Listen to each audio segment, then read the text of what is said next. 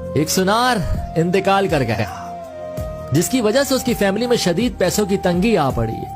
تو سنار کی بیوی نے اپنے بچے کو نیلم کا ہار دیتے ہوئے کہا کہ اسے اپنے چاچا کی دکان پر لے جاؤ اور کہنا کہ اسے بیچ کر کچھ پیسے دے دیں.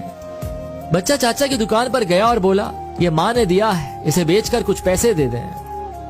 چاچا سنار کچھ دیر خاموش رہے اور ہار کو دیکھتے رہے. پھر بولے بیٹا اپنی ماں سے کہنا کہ ابھی مارکیٹ میں مندی ہے, کچھ ٹائم بعد اسے میرے پاس بھیجنا. جب مارکیٹ اچھی ہو جائے گی تو اس کے اچھے پیسے بھی مل جائیں گے.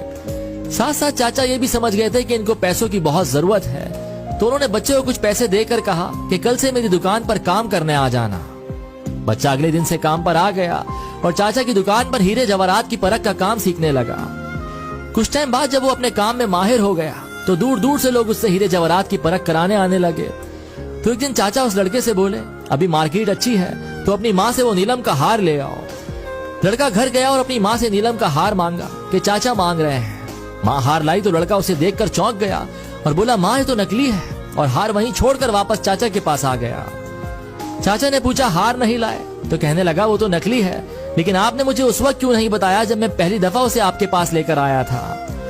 تو چاچا بولے اگر میں اس وقت تمہیں یہ بات بتا دیتا کہ وہ ہار نکلی ہے تو تم اور تمہاری ماں کو لگتا کہ آج ہم پر برا وقت آ گیا ہے.